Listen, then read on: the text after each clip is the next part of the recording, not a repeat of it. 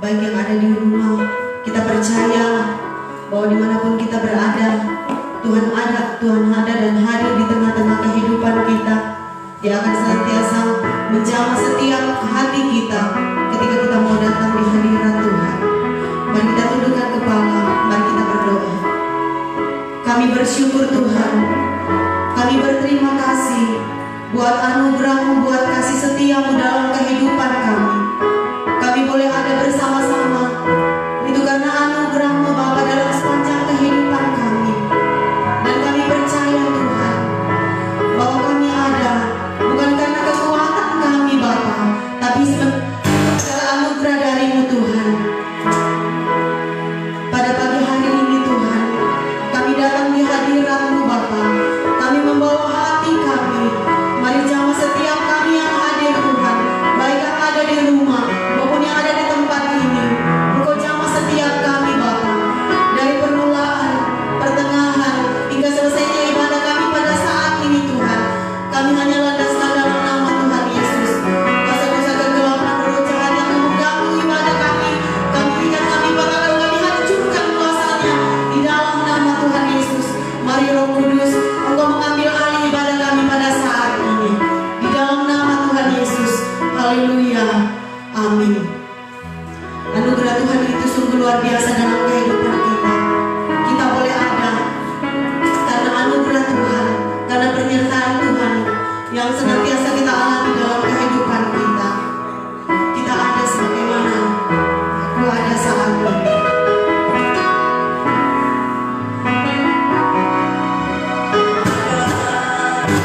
Semua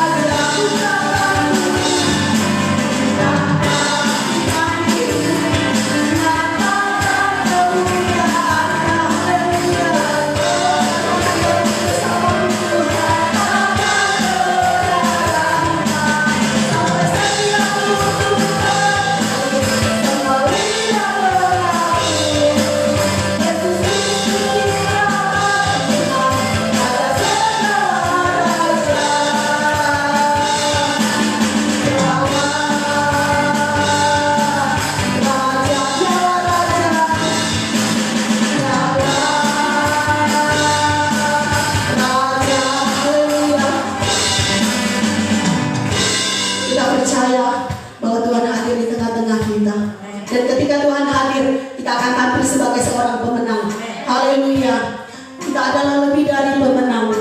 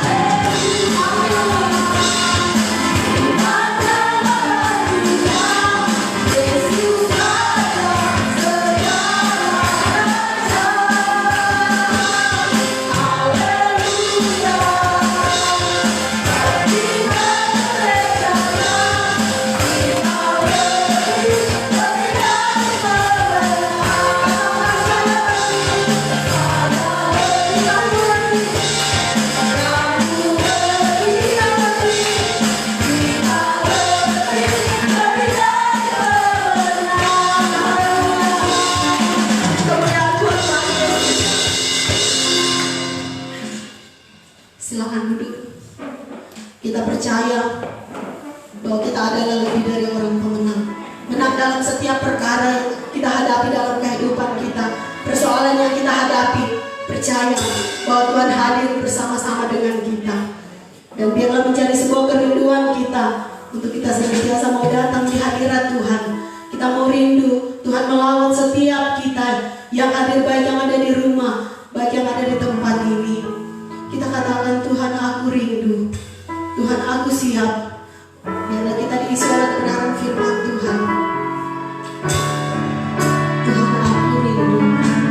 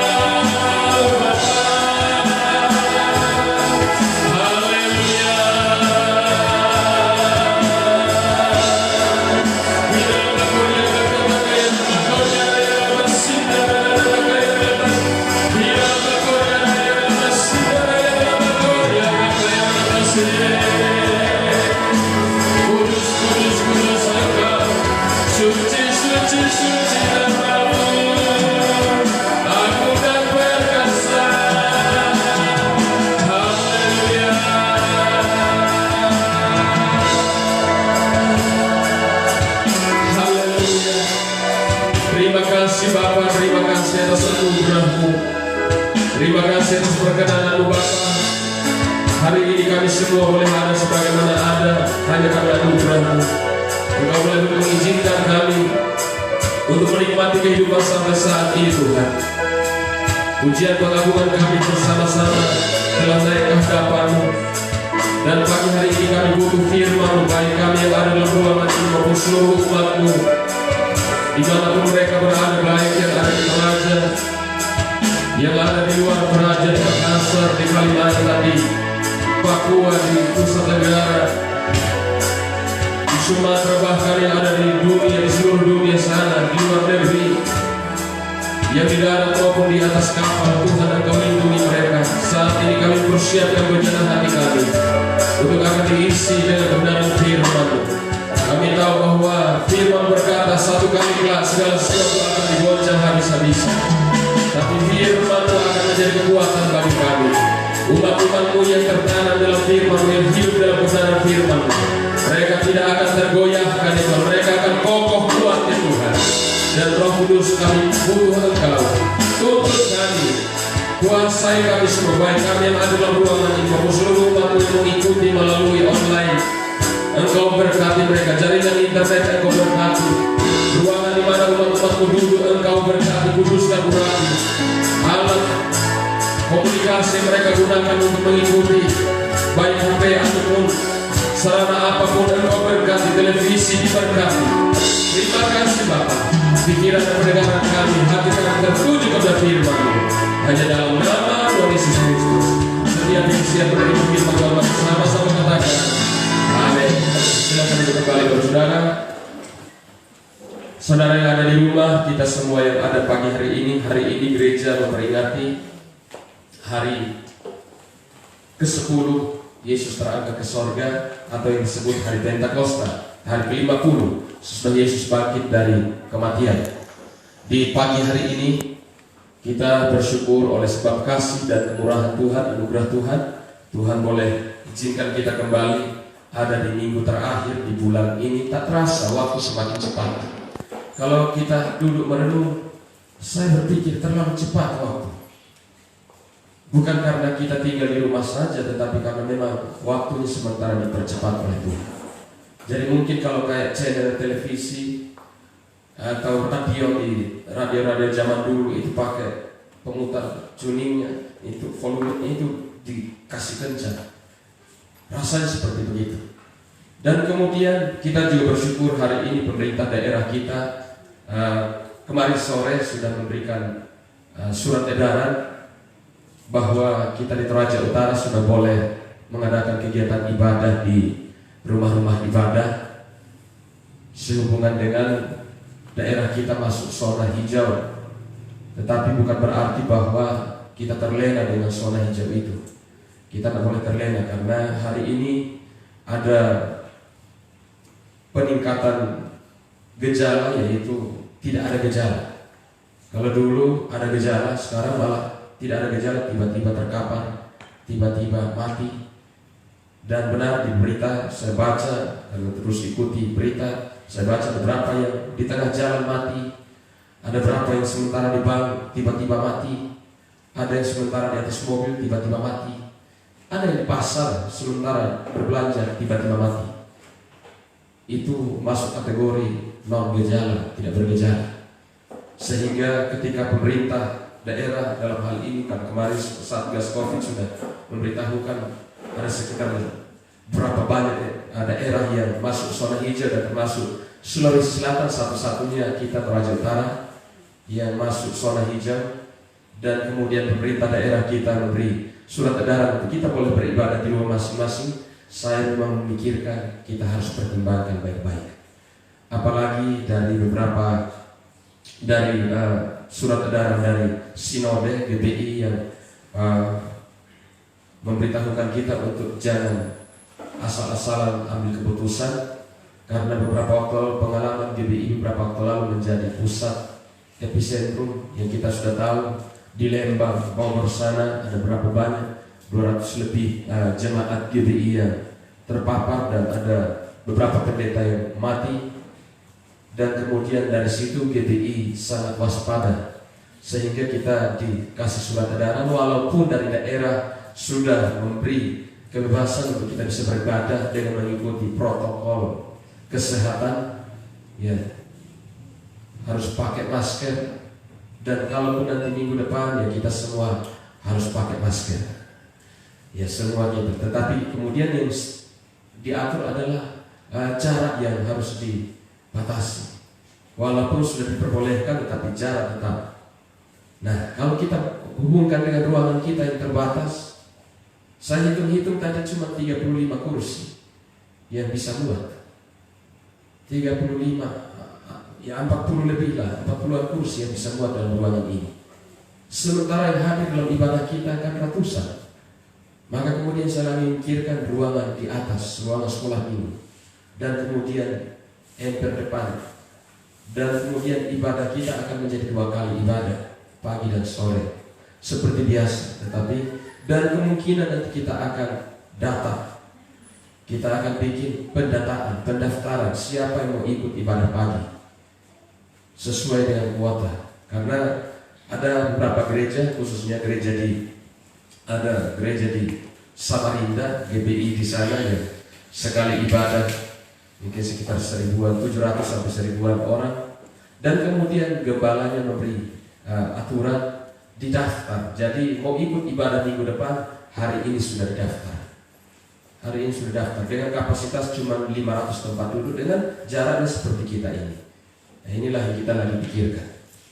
Makanya karena ini kita pikirkan untuk kebaikan kita. Masalahnya adalah semakin meningkat, walaupun apalagi daerah tetangga kita Tanah Toraja sudah 3 yang positif, dan kecenderungan akan bisa meningkat kalau tidak berwaspada.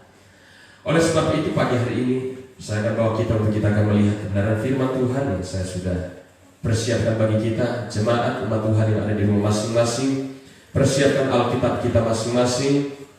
Kita akan melihat pembacaan kita. Hari ini saya tidak membawa kita untuk melihat pembacaan yang lazimnya setiap hari ke-10 itu dari Kisah Rasul pasal 2.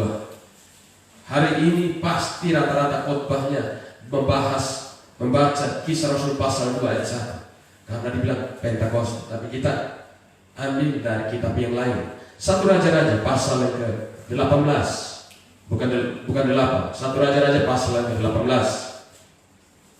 1 Raja-Raja pasal yang ke-18. Saya bawa kita untuk melihat dalam 1 Raja-Raja pasal yang ke-18 ayat yang ke-36. 1 Raja-Raja 18 pasal yang ke-18 ayat yang ke-36 sampai dengan ayat yang ke-39. Ada 3 ayat, ada 4 ayat bagi kita yang akan menjadi bahan perenungan bagi kita semua, baik kita yang ada dalam ruangan ini ataupun yang ada di rumah masing-masing. Mari kita akan membaca bersama. 1, 2, 3.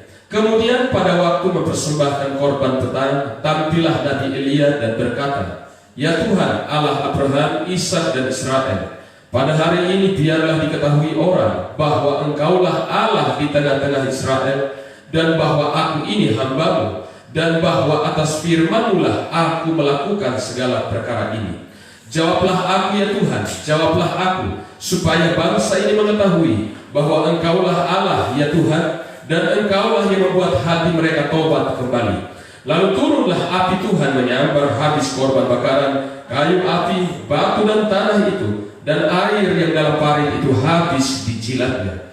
Ketika seluruh rakyat melihat kejadian itu, sujudlah mereka serta berkata, "Tuhan, dialah Allah, Tuhan, dialah Allah." Demikianlah kebenaran firman Tuhan pada pagi hari ini. Kalau kita hanya sekedar baca kisah ini, maka kemudian kita akan berkata, "Oh, ini terjadi pada 800 tahun sebelum Yesus lahir." Tapi saya akan bawa kita akan kaitkan dengan hari ini gereja memperingati peristiwa Pentakosta. Ada berapa hari-hari raya yang dirayakan oleh bangsa Israel. Salah satunya adalah hari raya yang ke-50. Hari ke-50 yang kita sebut di Perjanjian Baru sebagai hari Pentakosta. Kalau bicara hari Pentakosta, ini bukan bicara soal Pantekosta. Kalau bicara hari Pentakosta, tidak ada hubungannya dengan Pantekosta. Tetapi ada peristiwa yang terjadi pada masa itu. Dan pagi hari ini kita melihat dalam pembacaan kita ini di ayat yang ke-38 ini dikatakan, "Lalu turunlah api Tuhan menyambar habis korban bakaran," dan semua itu. Ada api yang turun, api dari sorga turun ke bumi, disaksikan oleh Elia, disaksikan oleh semua orang Israel pada masa itu, disaksikan oleh para nabi Baal, nabi Asyitoret yang ratusan jumlahnya. Dari ayat-ayat ini maka saya akan bawa kita untuk melihat satu tema yang saya sudah persiapkan bagi kita, adalah mendatangkan api dari sorga. Mendatangkan api dari sorga. Elia seorang manusia biasa. Yakobus berkata, kalau saudara baca Yakobus pasal yang ke-5, dikatakan Elia manusia biasa yang sama seperti kita. Tapi ketika dia berdoa untuk tidak turun hujan, maka benar tidak terjadi, tidak turun hujan 3,5 tahun. Tapi kemudian setelah itu dia berdoa, maka turun hujan. Tapi sebelum dia berdoa untuk turun hujan, ada peristiwa di mana dia berdoa meminta supaya turun api. Ternyata api turun. Pagi hari ini pun kita lihat, kalau Elia bisa melakukan hal itu, gereja di akhir zaman ini juga bisa melakukan hal itu. Tuhan akan pakai gereja untuk mendatangkan kuasa Tuhan, untuk mendemonstrasikan kuasa Tuhan di tengah dunia ini. Dari tema ini saya bawa kita untuk melihat bahwa gereja membutuhkan api dari sorga di hari-hari ini. Hari-hari ini gereja membutuhkan api dari sorga. Kenapa demikian? Karena firman Tuhan berkata, kegelapan sedang menutupi bumi. Kegelapan sedang menutupi bumi. Kalau kita mengikuti perkembangan berita, bukan cuma hanya di Indonesia tapi di seluruh dunia, ngeri Bapak Ibu Saudara, sangat-sangat ngeri. Hari ini di Samudra Hindia, bukan Samudra Pasifik, di Samudra Hindia itu mulai ada pergeseran lempeng. Para ahli berkata bahwa memang itu lambat, tapi pengaruhnya ke terjadinya gempa-gempa tektonik bisa terjadi. Dan kalau itu tepat waktunya yang tidak disangka-sangka terjadi, dikatakan bahwa bisa kiamat dunia. Dari sisi alam semesta, dari sisi bumi yang sedang bergejolak. Dan kemudian juga hari ini dari sisi keamanan dunia sudah tidak nyaman. Di masa-masa di Amerika hari ini kalau kita baca, Hari ini yang mati sekitar 100.000 lebih, 100.000 yang korban. Tiba-tiba muncul lagi fenomena kerusuhan massal di Amerika. Hanya karena seorang polisi yang menangkap seorang penjahat, maka kemudian dia pakai lututnya, ditekan lehernya sampai mati. Maaf, sampai kencing-kencing. Itu penjahat dan kemudian mati. Dan akhirnya karena kulit hitam, sementara polisinya kulit putih, maka kemudian muncullah kerusuhan sektarian, kerusuhan kelompok kulit hitam melawan kulit putih di Amerika, dan pembakaran di mana-mana. Dan kemudian itu akan mempengaruhi ekonomi dunia, karena Amerika sebagai pusat kekuatan ekonomi dunia. Saya bawa kita, Bapak Saudara, untuk mari kita sungguh-sungguh. Hari ini juga pemerintah mengeluarkan himbauan new normal. Itu karena apa? Pemerintah lihat bahwa masyarakatnya nakal, masyarakatnya susah diatur. Ya sudah, terserah saja kembali ke masyarakat. Secara bahasa halusnya kita kembalikan saja. Mau apa? Tapi juga di sisi lain itu ada kebijakan, karena para pengusaha sudah memberitahukan mereka cuma hanya bertahan sampai bulan Juni. Dan kalau nanti bulan Juni tidak ada lagi, maka kemudian bangkrutlah PHK massal. Dan kalau nanti PHK besar-besaran, habis, bisa terjadi chaos, bisa terjadi kerusuhan. Dan otomatis bisa terjadi kekacauan di bangsa ini, yang muncul dalam kelompok-kelompok agama yang selama ini bersuara untuk mau mengganti Pancasila. Makanya pemerintah langsung bertindak cepat. Makanya kita bersyukur Pak Jokowi, kita Tuhan kasih dia hikmat. Tetapi bukan berarti bahwa dalam new normal ini kemudian kita mesti enaknya. Lebih kita untuk kita menjaga diri, karena hari-hari ini kita sedang berada dalam masa yang sulit, masa yang sukar.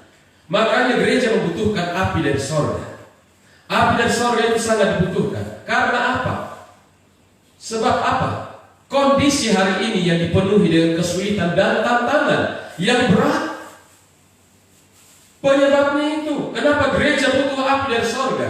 Karena kondisi keadaan hari ini, kesulitan di mana-mana.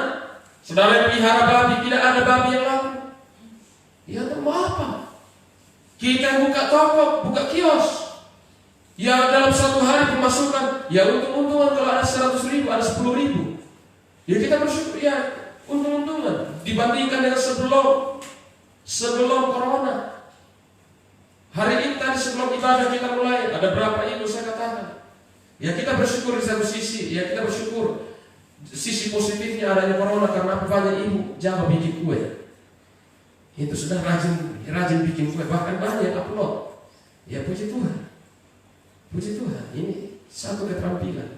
Nanti selesai corona kita bikin lomba, bikin kue. Dan bapak-bapak yang bagian mengecat. Pagi hari ini kita kembali melihat bahwa karena kondisi hari-hari ini dipenuhi kesulitan, dan kalau kita tidak hati-hati, itu akan membuat gereja tidak mampu, membuat gereja menyerah. Bahkan bisa membuat gereja tidak bertahan, membuat gereja tidak kuat. Orang percaya yang saya maksudkan akan membuat orang percaya bisa hancur. Coba kita lihat dalam Matius pasal 24. Matius 24. Matius pasal 24, ayat ini jelas bagi kita. Ayat yang 22. Matius 24 ayat yang 22. Kalau kita lihat segala hal yang akan terjadi, khotbah Yesus yang terpanjang ini tentang akhir zaman di Matius 24 ini menjelaskan kepada kita di ayat yang 22 dikatakan di sini, dan sekiranya waktunya tidak dipersingkat, maka dari segala yang hidup tidak akan ada yang selamat. Akan tetapi oleh karena orang-orang pilihan, waktu itu akan dipersingkat. Jika waktunya tidak dipersingkat, maka dari segala yang hidup tidak akan ada yang selamat, bisa hancur semua. Karena fenomena yang terjadi, persoalan tantangan yang sedang terjadi hari ini. Kemarin saya membaca sebuah berita. Ada seorang bapak yang lagi siaran, lagi berkomunikasi melalui aplikasi Zoom, berkomunikasi dengan sekitar ada 20 teman. Sementara ngomong-ngomong melalui aplikasi itu, ya kita juga sebenarnya mau bikin aplikasi itu, kita mau gunakan untuk menjadi sarana kita berkomunikasi. Tetapi saya tahu tidak semua jemaat punya HP yang bisa memungkinkan untuk aplikasi itu. Sementara bapak ini lagi komunikasi, tiba-tiba anaknya datang kemudian geret dia dan mati. Untung teman-teman yang lain yang sementara mengikuti, menonton. Karena ini kami nonton, di tempat yang berbeda-beda mereka mengikuti itu, menonton bagaimana anaknya menggeret bapaknya. Dan kemudian akhirnya mereka telepon ke 911 pusat sarana untuk bisa berkomunikasi dengan polisi di Amerika. Dan kemudian polisi cepat datang. Kita tidak tahu kalau terjadi seperti itu di Indonesia kita menghubungi nomor berapa. Kalau di Amerika kan ada nomor panggilan darurat 911. Jadi begitu di call ke sana langsung, mereka polisi cepat datang dan kemudian bisa didapat si pelakunya, anak ini. Anak bunuh orang tua. Ini kenyataan hari ini Bapak Saudara. Karena itu mari pagi hari ini saya bawa kita untuk melihat kita berada di kondisi yang sudah tidak memungkinkan lagi. Gereja membutuhkan api itu. Gereja butuh api itu, butuh Roh Kudus yang adalah api yang menghanguskan. Dalam Ibrani pasal yang ke-12, kita butuh Roh Kudus yang adalah sebagai api itu. Dalam Ibrani pasal yang ke-12 ayat yang ke-29, Ibrani 12 ayat 29 dikatakan di sini. Ibrani 12 ayat 29 dikatakan, sebab Allah kita adalah api yang menghanguskan. Allah itu roh.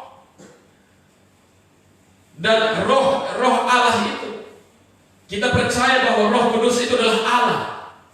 Sebagai Allah, dia adalah api yang menghanguskan. Kita butuh Roh Kudus sebagai api yang menghanguskan itu. Fungsi api itu apa? Yang pertama, memberi terang. Fungsi Roh Kudus yang sebagai api itu memberi terang. Jujur kalau bukan Roh Kudus kita tidak mengerti kebenaran. Kalau bukan karena Roh Kudus kita tidak tahu membedakan mana yang baik, mana yang tidak baik. Semua kita sikat. Jadi Roh Kudus memberi kita terang. Ada orang-orang yang lagi kalau pikiran, tiba-tiba Roh Kudus datang munculkan satu hal di pikirannya, satu pernyataan, kemudian segar kembali. Kalau bukan karena Roh Kudus, kita ibadah biar bertepuk tangan, biar nyanyi dengan lompat-lompat sampai berbusa-busa mulut, berbusa ketiak. Kalau Roh Kudus tidak berkarya, kita pulang kosong. Tapi karena Roh Kudus, maka kemudian kita bisa akhirnya datang dengan galau, pulang dengan lega. Datang dengan gelap pikiran, pulang dengan cerah pikiran. Itu Roh Kudus. Makanya Roh Kudus digambarkan sebagai api, dan fungsi api itu salah satunya adalah beri terang. Di mana ada gelap, di mana ada terang, di situ gelap pasti akan pergi. Yang kedua, fungsi api adalah memberi semangat. Saat ketika kita dingin, kemudian kita coba datang dekat dengan api, pasti kita mengalami kehangatan. Kita pasti bersemangat kembali. Kehangatan dan kekuatan. Coba ketika orang-orang yang lagi lemah, mereka dekat dengan api, pasti kuat kembali. Beberapa waktu lalu saya ketika membaca sebuah tulisan. Di tulisan itu ada pendaki yang naik gunung di Indonesia, di salah satu gunung di Jawa sana.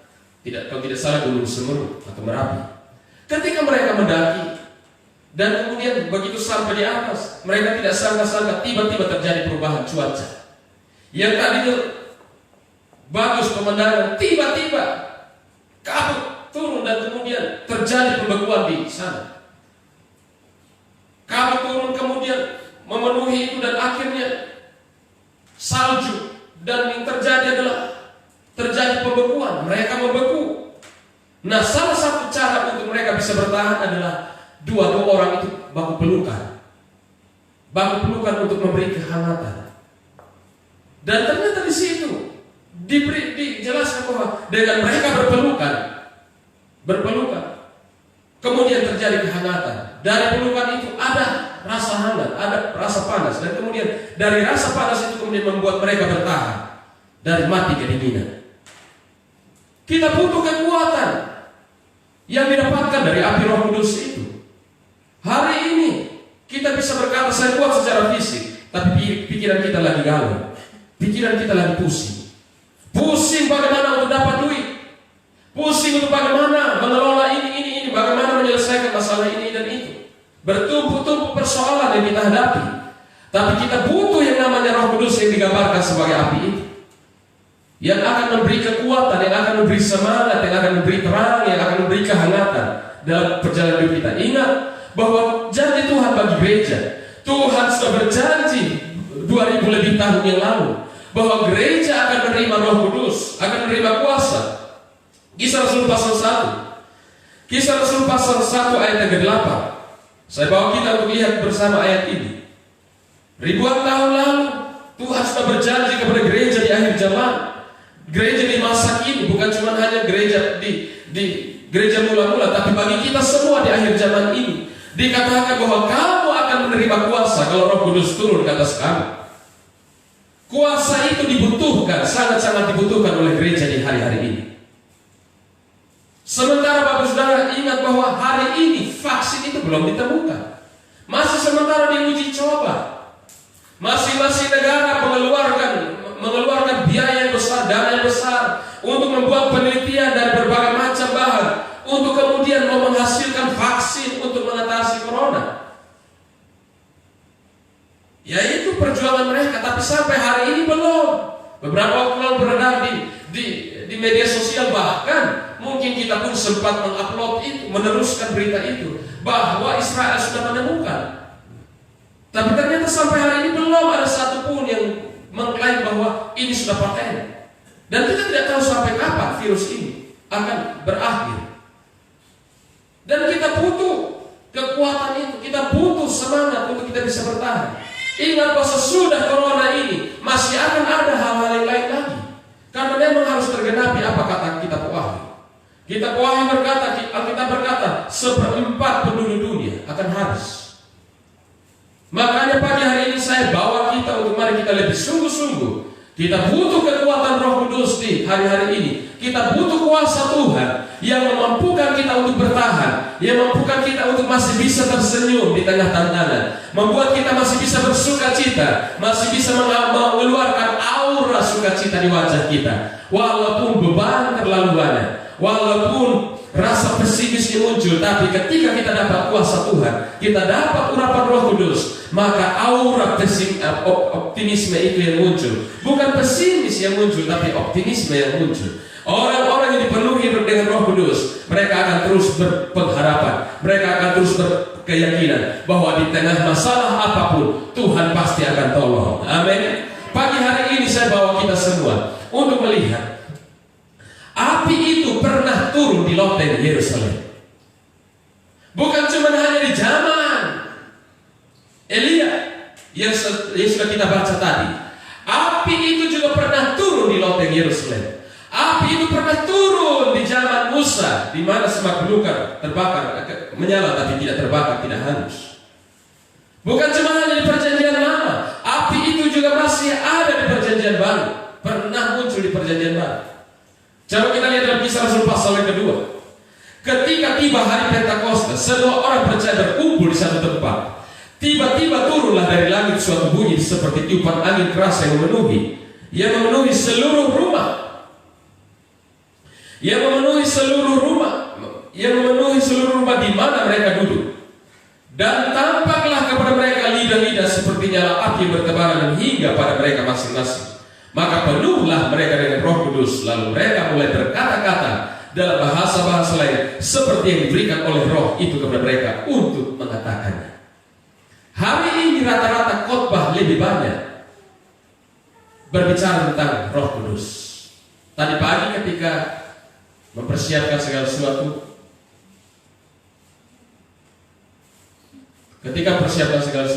tolong diperhatikan. Ketika persiapan segala sesuatu, saya sedang mendengar khotbah-khotbah, termasuk khotbah dari Gereja Malango. Saya mendengar, dan ada beberapa khotbah yang di media sosial.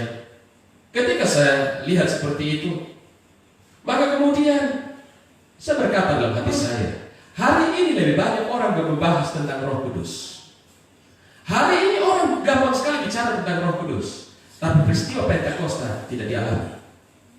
Kalau berbicara tentang Roh Kudus, harus mengalami peristiwa Pentakosta. Harus mengalami peristiwa Pentakosta ini, baru kita bisa berani berkata, kita bisa membahas tentang Roh Kudus. Kalau kita cuma hanya membahas tentang Roh Kudus dan kita tidak mengalami ini, itu cuma berteori.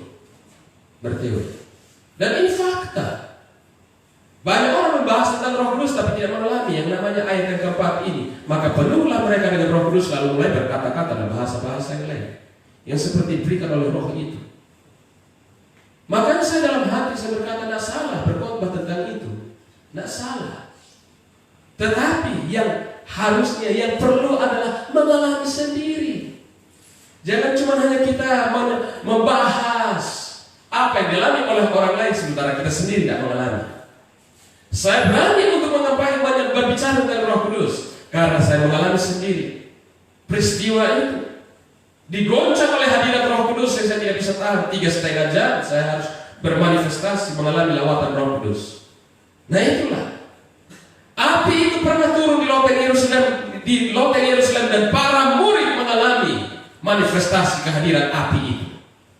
Saya rindu di akhir zaman ini juga kita tidak hanya bicara tentang Roh Kudus, tapi biar kita mengalami itu. Bukan cuma hanya hari ini saja, tapi saya rindu ke depan. Sesudah nanti kita kembali lancar ibadah, kita mengalami lawatan. Saya rindu dalam ruangan ini ada manifestasi hadirat Roh Kudus. Saya rindu dalam pelayanan kita, dalam doa-doa malam yang kembali kita akan laksanakan secara tatap muka. Mulai Selasa ini nanti tatap muka akan kembali dilaksanakan doa malam, tetapi dengan aturan berjarak, duduk berjarak.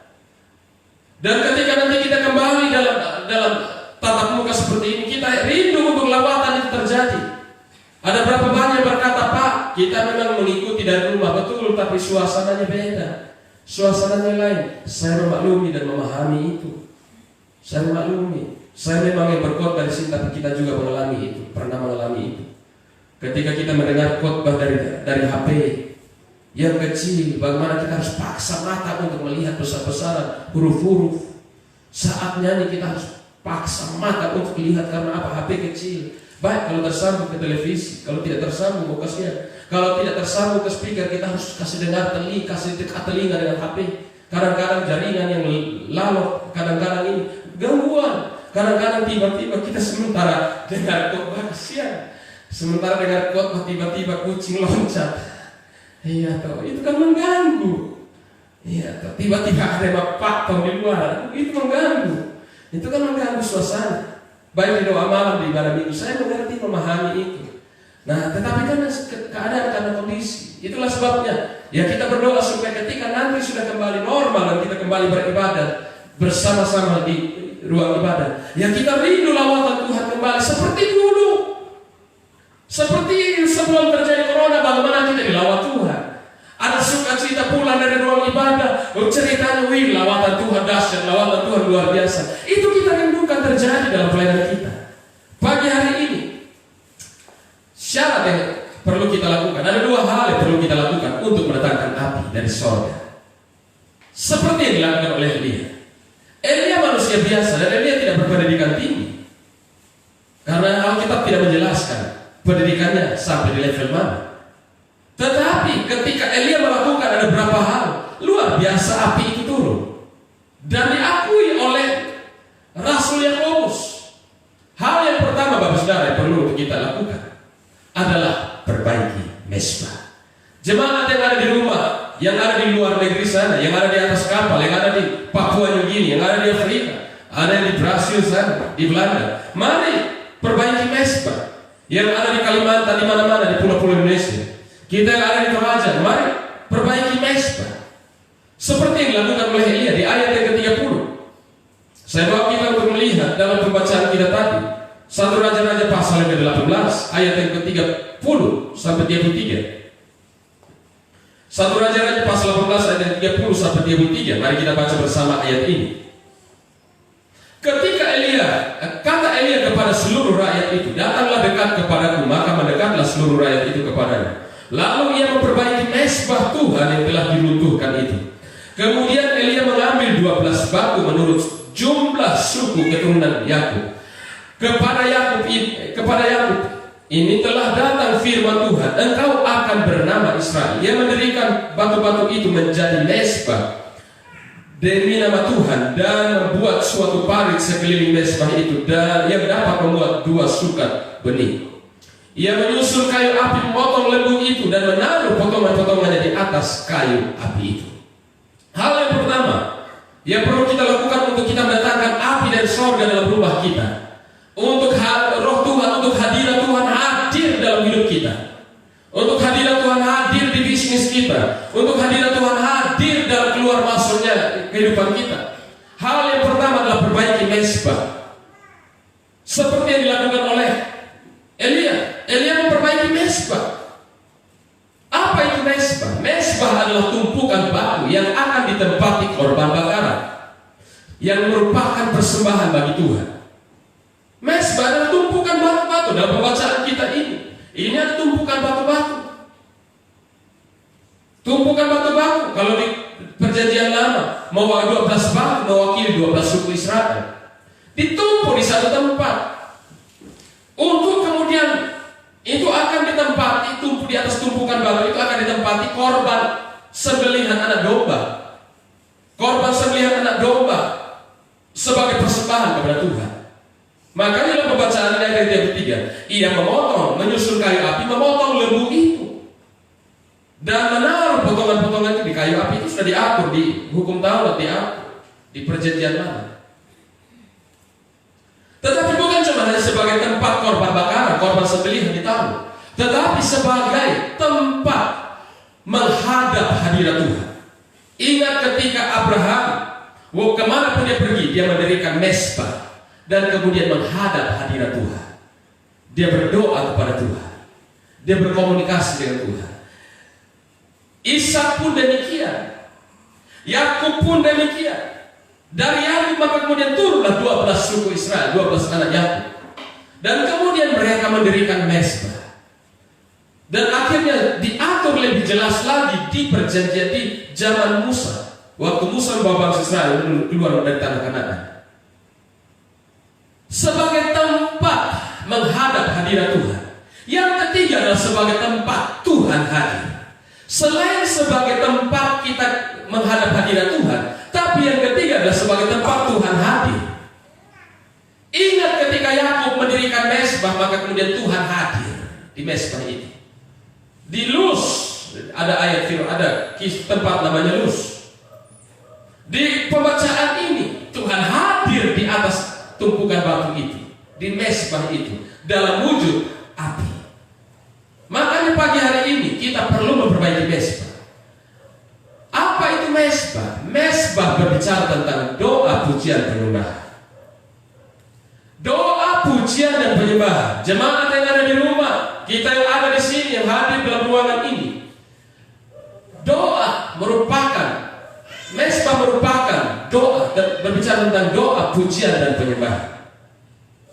Karena di mezbah dikatakan Nabi menyembah, sujud menyembah. Di mezbah Nabi berbicara. Berarti ini berbicara tentang doa, pujian, penyembahan di perjanjian baru, di zaman sekarang. Dalam situasi apapun semua kita perkuat doa, pujian, dan penyembahan. Kalau sampai hari ini kita berdoa dan doa kita belum dijawab, tetaplah berdoa. Tepat pada waktunya doa akan melahirkan perkara-perkara besar bagi kita. Di masa-masa yang sulit, tuntutan-tuntutan yang luar biasa yang membuat kadang-kadang manusia akan bersungut-sungut. Tetapi gantilah persungutan dengan pujian dan penyembahan kepada Tuhan. Waktu kita ganti persungutan, ganti keluhan, ganti mengomel, menggerutu dengan memuji menyembah Tuhan, saya ingin katakan ada kuasa dalam pujian penyembahan. Sudah banyak fakta, sudah banyak kejadian di mana hanya dengan orang memuji menyembah saja mujizat dan mujizat terjadi. Makanya pagi hari ini, di tengah kita tidak tahu mau berbuat bagaimana lagi, di tengah kesulitan tantangan yang kita tidak tahu apa yang akan terjadi di bulan 6 yang akan datang. Hari ini kita berada di tanggal 31, dan kemudian sebentar lagi kita akan masuk di tanggal 1 Juni. Besok kita akan merayakan hari lahirnya Pancasila. Dan kemudian ketika, ya saya hafal karena waktu dulu SD disuruh hafal. Kalau hari ini tidak ada lagi, makanya ditanya anak, hari raya, hari apa, hari nasional apa, mereka bingung. Ya berbahagialah kita yang hidup di zaman dulu. yang lahir di zaman dulu, yang dipaksa untuk menghafal ini dan itu. Dan itu tertanam di otak kita. Makanya Alkitab juga mengajarkan kepada kita, renungkan itu siang dan malam. Firman juga harus direnungkan, dihafal, direnungkan siang malam. Kalau direnungkan utang, maka lama-lama muka kita juga muka utang. Iya dong. Kita renungkan itu terus, akhirnya stres. Lebih renungkan firman Tuhan. Banyak memuji menyembah Tuhan. Masalah boleh banyak, tapi kalau kita banyak memuji menyembah Tuhan, ada aura sukacita, awet muda. Pagi hari ini hal yang pertama. Kita lihat. Yang kedua, miliki prinsip hidup yang tegas dan tidak kompromi.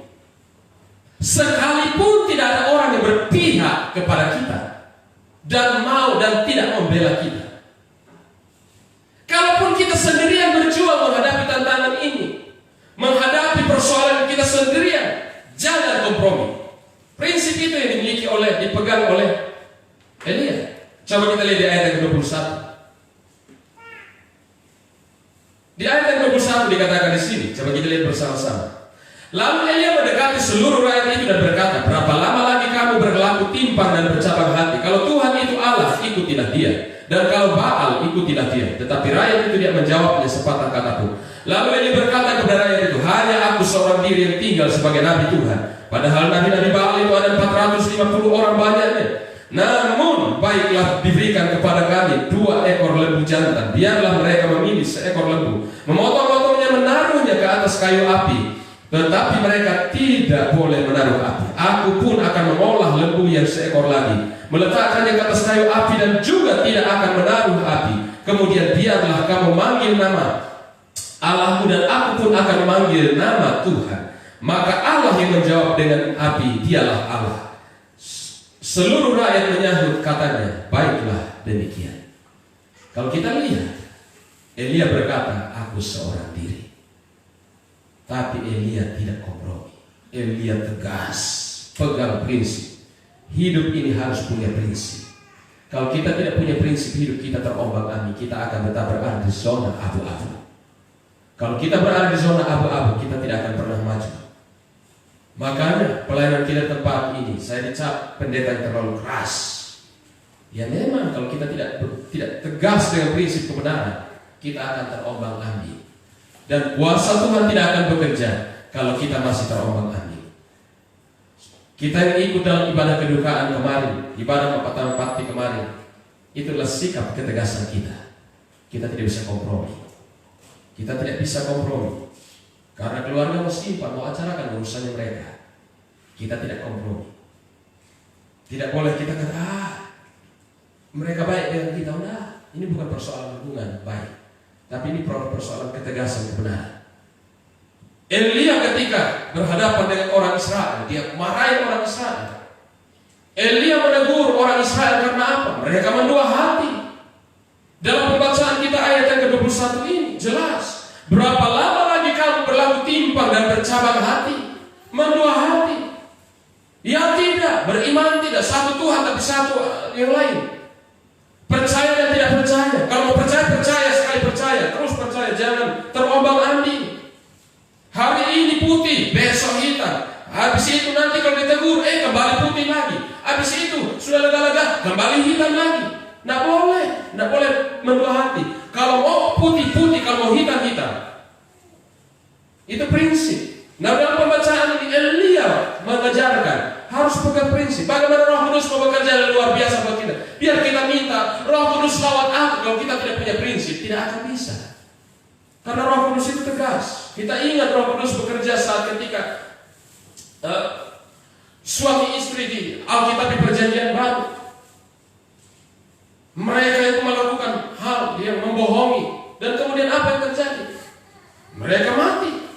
Roh Kudus membunuh mereka. Makanya kita mari serius dengan Tuhan. Allah kita Allah yang tidak dipermainkan. Allah kita Allah yang serius. Berarti kita juga harus serius. Mari kita seperti Elia. Elia menegur orang Israel karena apa? Mereka mendua hati, kompromi. Tidak boleh kompromi. Kita tidak boleh kompromi. Mari kasih tahu sebelah kanan kirimu, jangan kompromi-kompromian. Kompromi. Oh, hanya mau disukai, hanya mau disenangi. Yesus ketika hadir di muka bumi, Yesus tidak kompromi sedikit pun. Ketika Yesus berhadapan dengan ahli-ahli Taurat, dia tegas, dia berkata, kalian itu seperti kuburan, luar putih tapi dalam penuh tulah-tulah. Dia tegas, kalian keturunan ular beludak. Wah, ini seandainya saya bilang ke Bapak Saudara, hei setan, Yesus bilangin Petrus, iblis, nyawa kau. Waduh. Tapi saya tidak akan berani bilangkan jemaat, hei iblis, iblis. Kalau saya berani bilang begitu, semua lari. Tapi kita bijaksana. Pagi hari ini, hidup tegas bukan berarti keras, bukan berarti emosian. Hidup tegas ini bicara tentang prinsip. Prinsip tidak boleh terombang-ambing. Tidak boleh A berubah jadi B, B berubah jadi A. Kalau mau A, B, B. Ya, tidak. Itu prinsip. Jangan terbawa arus, jangan ikut arus. Kita harus berani melawan arus. Kalaupun deras arusnya, bagaimana kita bijaksana menghadapi derasnya arus itu. Ingat ikan yang hidup. Saya pernah menonton sebuah video. Ada arus yang keras, arus air yang kencang. Ikan itu bagaimana untuk melawan? Maka dia tidak lurus, tapi dia meliuk-liuk dan akhirnya tembus ke atas. Karena kalau dia melawan dengan frontal bisa terjadi, maka dia kemudian mengatur strategi. Seperti itu. Kita harus melawan arus dengan strategi. Kita harus tidak boleh ikut arus. Kalau kita ikut arus, maka kita digambarkan sebagai ikan mati. Ikan mati terbawa arus. Tapi ikan hidup dia tidak akan terbawa arus. Dia akan bagaimana melawan arus. Makanya pagi hari ini saya bawa kita seperti Elia. Elia melawan arus. Elia tidak kompromi sedikit pun. Elia tidak takut sekalipun seorang diri harus menghadapi tekanan penguasa. Ingat, pada masa itu ada namanya Izabel, istrinya Ahab. Ada penguasa Ahab dan Izabel. Makanya sesudah peristiwa ini, Izabel mengancam membunuh Elia. Elia menghadapi tekanan dari penguasa Ahab bersama Izabel. Yang kedua, Elia menghadapi tekanan kekuatan perdukunan dari dukun-dukun ini, dukun-dukun Baal, Asitoret yang jumlahnya ratusan. Ada roh yang bekerja di balik orang-orang itu untuk menekan Elia. Makanya pagi hari ini saya bawa kita untuk kita memiliki prinsip hidup yang tegas, tidak kompromi sedikit pun. Ketika engkau tidak kompromi sedikit pun, maka engkau akan melihat roh Allah akan bekerja luas. Kita tidak perlu menunggu 10 hari berpuasa, Roh Kudus datang. Oh, saya katakan Roh Kudus sudah ada di alam semesta ini. Tinggal bagaimana kita berkata, Roh Kudus, engkau sebagai api dari sorga, lawat aku. Roh Kudus akan melawat kita. Kalau Roh Kudus hadir di rumah kita, tantangan masalah akan terlewatkan. Saya tidak perpanjang dengan firman Tuhan mari pagi hari ini. Saya ajak kita yang ada di sini bagi berdiri, yang ada di rumah, mari arahkan hati, tutup mata jasmani. Kita butuh Roh Kudus untuk hadir melawat kita. Haleluya. Datang Roh Kudus, kami doa. Mari pagi hari ini seberapa kita yang ada dalam ruangan, mari kita bagi berdiri bersama-sama. Yang ada di rumah masing-masing, persiapkan hati. Haleluya. Biar Engkau Yesus menjamah kami. Hira labakuria rakata kaya labakuria rakata kaya labakuria rakata. Haleluya. Hira labakuria rakata kaya labakuria rakata. Haleluya.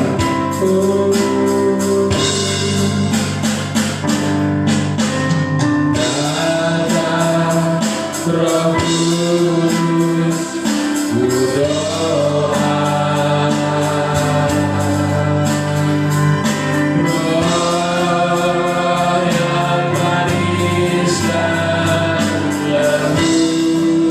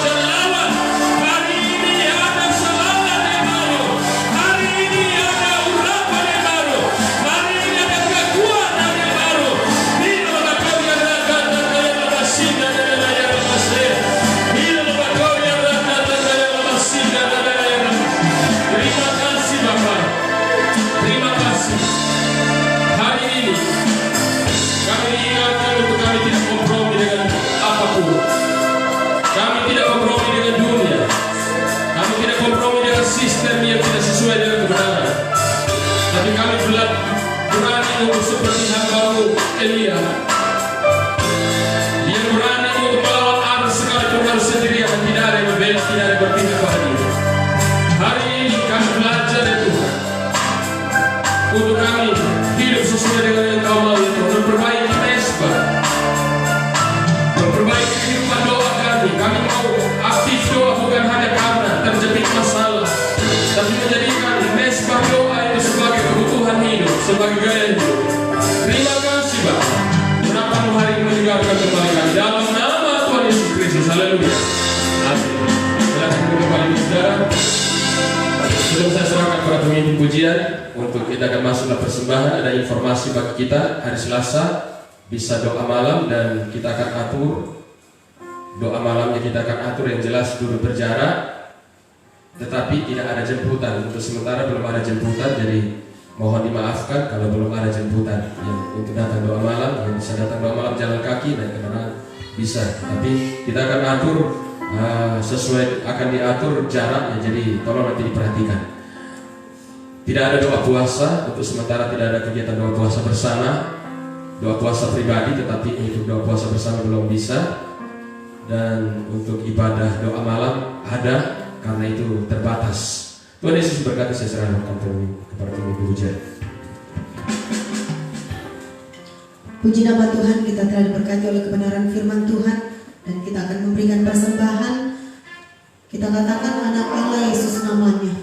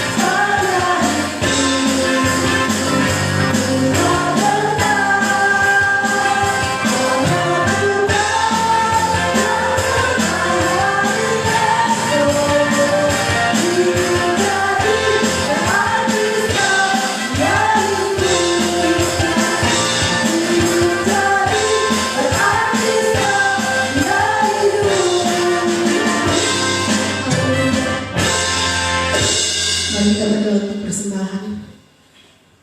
Terima kasih Tuhan buat kasih setia-Mu, kami boleh bersama-sama di minggu ini Tuhan.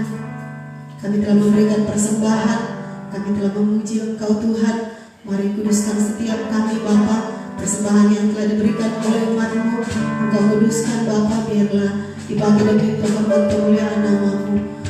Berkat juga yang masih ada pada umat-Mu Tuhan, Engkau berkati, Engkau kembalikan 30, 60 bahkan 100 kali lipat dalam kehidupan mereka. Kami tahu Tuhan bahwa saat ini adalah saat-saat yang tidak baik dalam kehidupan kami, tapi kami percaya Tuhan bahwa Engkau akan memberikan kami yang terbaik dalam kehidupan kami. Terima kasih Tuhan Yesus. Haleluya. Amin. Kita akan mengakhiri ibadah kita. Mari kita bangkit berdiri. Kita pandang hari esok bahwa Tuhan masih senantiasa menyertai dalam kehidupan kita.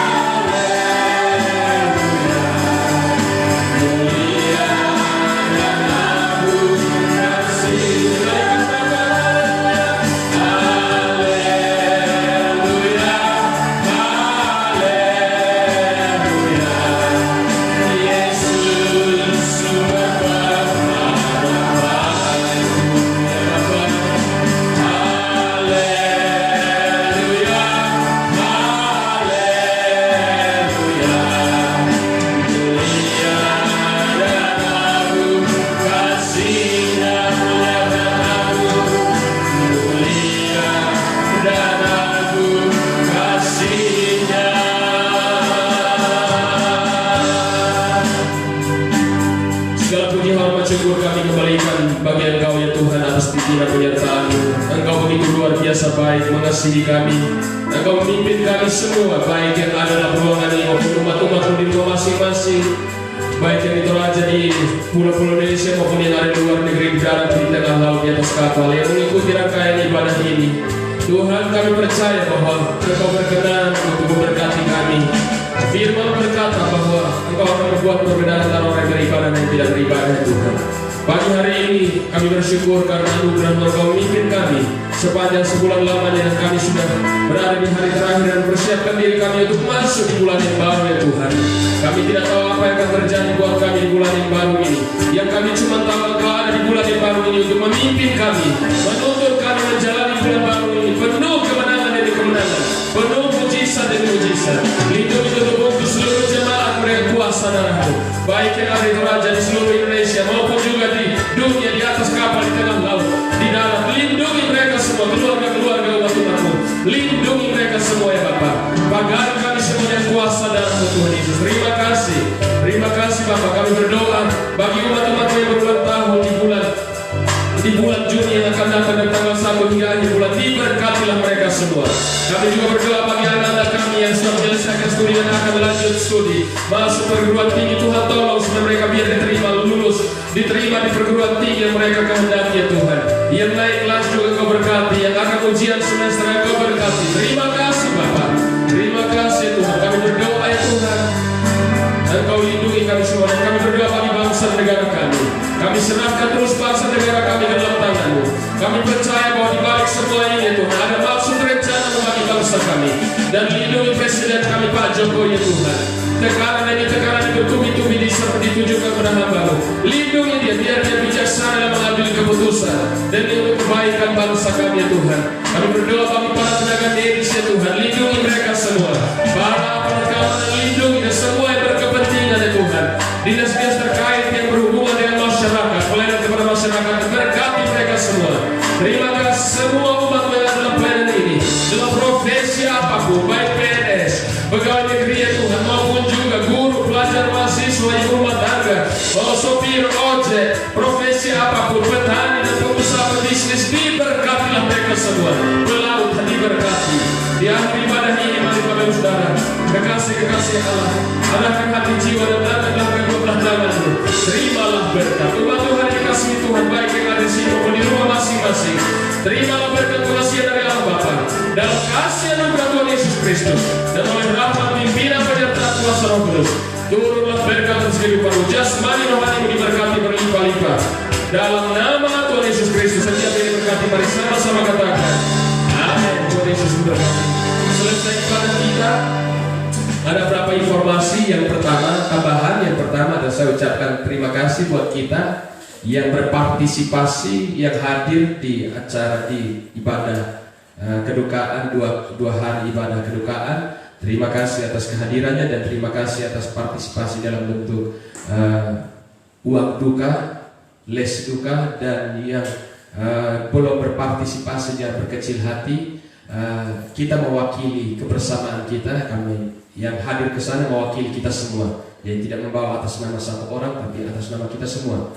Jadi masih ada kesempatan lain yang kita akan berpartisipasi dalam. Yang kedua adalah kegiatan minggu depan, 2 kali ibadah, tetapi kita akan akur, akan ada jarak, dan nanti akan di atas. Dan untuk yang bawa anak sekolah minggu, nanti ibadah sekolah minggunya di Oma Feli di atas. Jadi saya kira itu untuk bisa dipahami bahwa minggu depan ibadah 2 kali, pagi jam 9 dan jam 5 sore. Tuhan Yesus berkati, dan jangan lupa minggu depan nanti kita akan pakai masker semua. Pakai masker sebelum masuk, nanti cuci tangan. Kemarin saya mau siapkan tapi belum bisa. Jadi nanti minggu ini saya siapkan tempat cuci tangannya di atas untuk kemudian kita cuci tangan dulu, dan saya sudah pesan alat thermoscanner untuk nanti kita sebelum masuk akan ditembak kepala kita. Saya kira itu. Untuk itu nanti akan ada yang bertugas. Sudah dipesan dan malam, tinggal kita menunggu pengiriman dalam waktu 3-4 hari. Semoga dalam minggu ini barang itu sudah bisa tiba. Tuhan Yesus memberkati. Sampai jumpa.